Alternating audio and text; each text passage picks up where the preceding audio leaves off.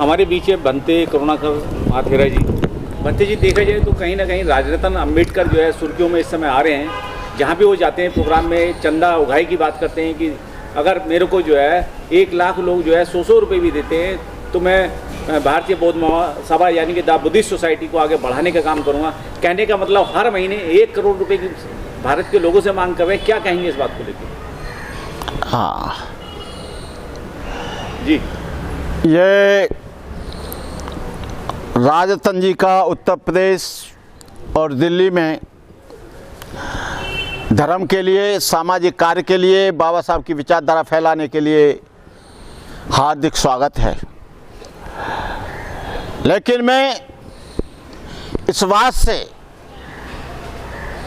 का विरोध करता हूं, इस बात से मुतमीन नहीं हूं, इस बात से सहमत नहीं हूं कि वो लोगों से धन की अपील करें, चंदा की अपील करें, या वो अपना अकाउंट नंबर देकर, IFSC कोड नंबर देकर जो वो हर मंच पर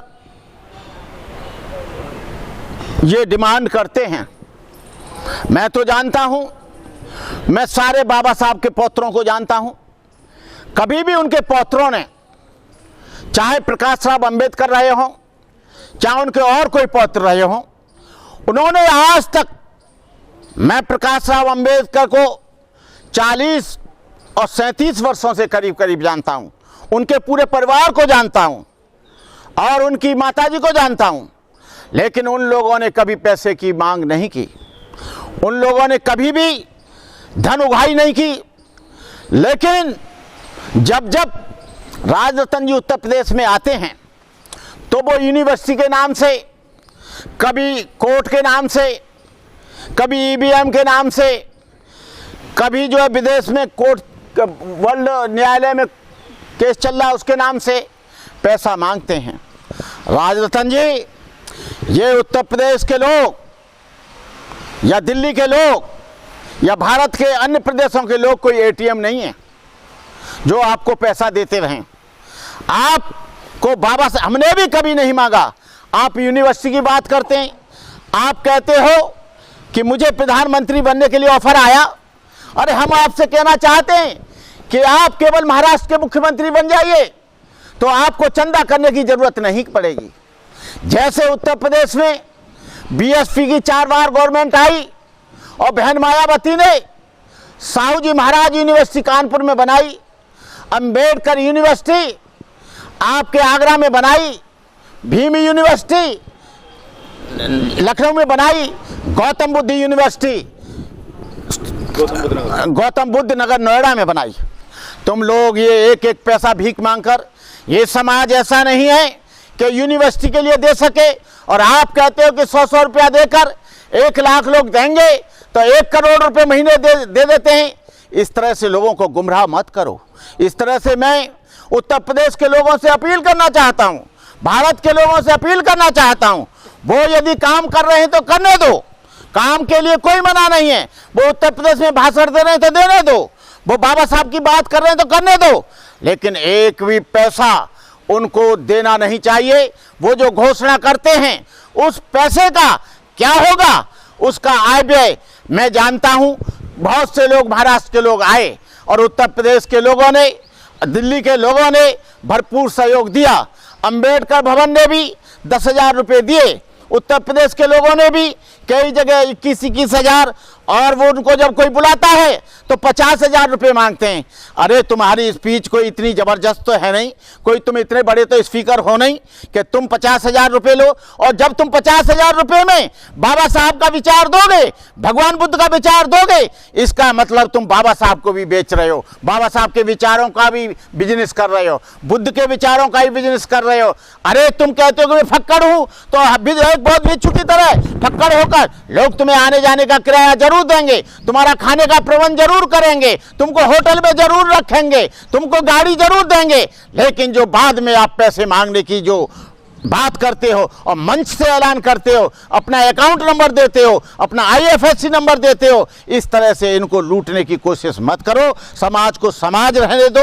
उत्तर प्रदेश के लोग भी काम कर रहे हैं, दिल्ली के लोग भी काम कर रहे हैं, Buddhist society of India Uttar Pradesh में भी काम करती है। और आप उत्तर प्रदेश का पैसा ले जाकर आप महाराष्ट्र में यूनिवर्सिटी बनाएंगे, हमें यूनिवर्सिटी बनाने का कोई विरोध नहीं है। आपको सबसे पहले उत्तर प्रदेश में या दिल्ली में नहीं है कोई यूनिवर्सिटी, जो राष्ट्र का केंद्र है, यहाँ पर यूनिवर्सिटी बनाओ, यहाँ के लोग देंगे। लेकिन पैसा जब दिया जाएगा कि उसमें कितने लोग उत्तर प्रदेश के हैं, कितने लोग उसमें दिल्ली के हैं, कितने लोग अन्य प्रदेशों के हैं, उसका एक पारदर्शक स्थिति होनी चाहिए। कितना चंदा आ रहा है, कितना खर्च हो रहा है, ये नहीं है कि आपकी बुद्धिस्ट सोसाइटी ऑफ इंडिया और आपके अकाउंट में जमा कर दिया जाए। अभी मुझे पता लगा है कि बुद्धिस्ट सोसाइटी ऑफ इंडिया का केस चल रहा है। मुझे बताया था पाटिल साहब ने बताया कि केस चल रहा है, और महाराष्ट्र के लोगों ने बताया कि आप बाबा साहब के पौत्र नहीं हैं, उनके वंशज हैं। लेकिन बाबा साहब का नाम लेकर आप लोगों उसकी ये घोषणा करते हो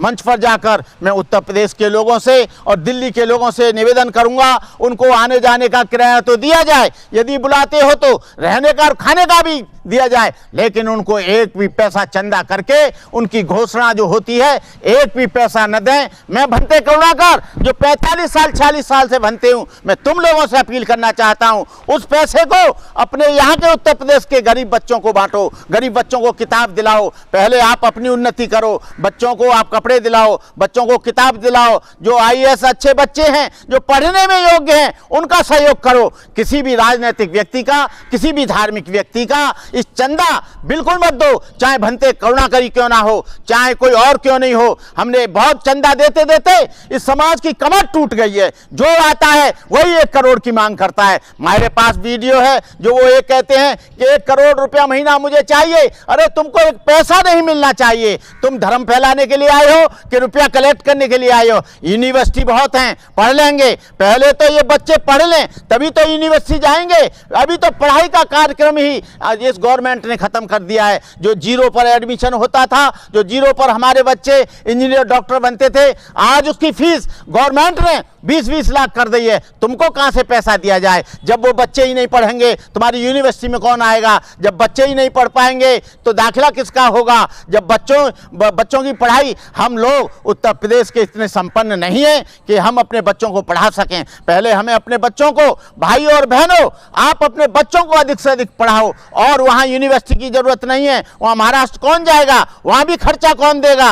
वो पास की यूनिवर्सिटी में अपने बच्चे का दाखिला कराएं। कोई बॉम्बे नहीं जाएगा, कोई नागपुर नहीं जाएगा। हमें बाबा साहब की भूमि नागपुर बहुत अच्छी है, लेकिन हमेशा ये लोग चंदा चंदा चंदा चंदा ही चिल्लाते रहते हैं और चंदा देते देते समाज टूट गया है। मैं देश के तमाम बहनों भाइयों से कहना चाहूंगा कि राजरतन को आने जाने का किराया दें, कोई भी पैसा नहीं दें, एक पैसा नहीं दें। बहुत ये अभी भी घूमे थे कई जगह, लेकिन वहां भी इन्होंने चंदा की मांग करी। जब मैं मंच पे बैठा था अंबेडकर भवन पर, तब भी इन्होंने चंदा की बात करी और चंदा की बात ही नहीं की, अपना अकाउंट नंबर भी दिया। चाहे इनकी संस्था हो, मैं ये नहीं कहता हूं कि अपने लिए मांग रहे हैं, मैं ये नहीं कहता हूं कि काय के लिए मांग रहे हैं, लेकिन इनको चंदा देने की कोई आवश्यकता नहीं है। हमारे यहाँ पर जो सामाजिक कार्य हैं, चंदा हम यहाँ से देंगे। कोई भी उत्तर प्रदेश का आदमी महाराष्ट्र में चंदा करने के लिए नहीं जाता है, कोई भी उत्तर प्रदेश का आदमी कहीं देश के किसी कोने में, लेकिन ये लोग यहाँ पर आके चंदा मांगते हैं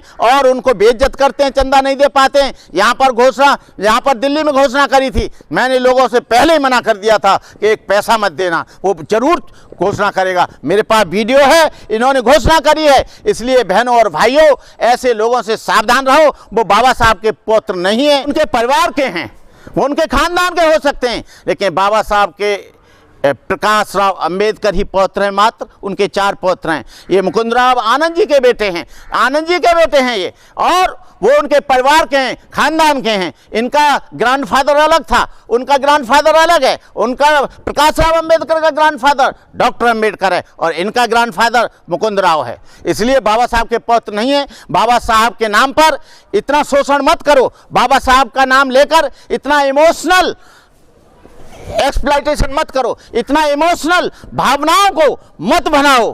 राजरतन जी भावनाओं को भुनाओगे तो इससे समाज टूट जाएगा। आप बिल्कुल चंदा नहीं मांगे, और जहां जहां आप चंदा मांगेंगे मैं उसका विरोध करूंगा। आपको किराया दिया जाएगा, रहने की व्यवस्था की जाएगी, खाने की व्यवस्था की जाएगी, लेकिन चंदा आपको एक पैसा इस उत्तर प्रदेश और दिल्ली के लोग न दें। आज को एक करने के लिए चले हो, पहले तो प्रकाश राव अंबेडकर और आप ही दोनों हो जाओ।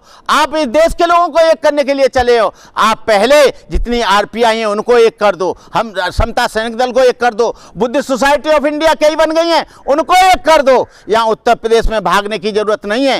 ये हम जानते हैं कि समता सैनिक दल महाराष्ट्र में पैदा हुआ, Buddhist society of India Maharashtra में पैदा हुई, आपकी आरपीआई महाराष्ट्र में पैदा हुई, लेकिन उसको तोड़ने का काम, उसको भुनाने का काम, हाथी को बेचने का काम इन लोगों ने किया, और हाथी को छुड़ाने का काम उत्तर प्रदेश के लोगों ने किया। उत्तर प्रदेश के लोगों ने जो हाथी गिरवी रख दिया था कांग्रेस के यहाँ या बीजेपी के यहाँ, उसको एक झटके में छिना लिया और 4 बार मुख्यमंत्री बना दिया।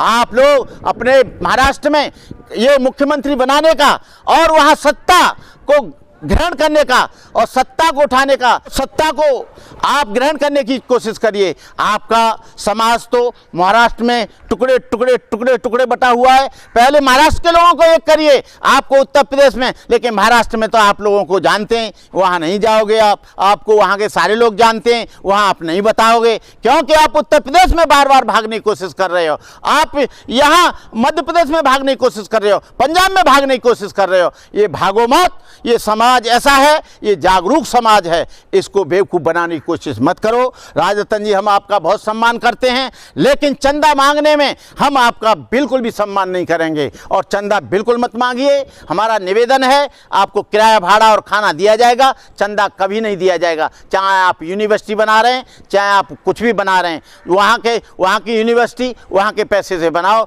इन्हीं शब्दों के साथ मैं पुनः से निवेदन करूँगा कि किसी भी व्यक्ति को आप लोग चंदा न दें और राजरतन को चंदा न दें, और राजरतन को केवल वो धार्मिक आयोजन में आने जाने का मात्र किराया दें, और चंदा वो मांगें तो उनको बिल्कुल मना कर दीजिए। ठीक है।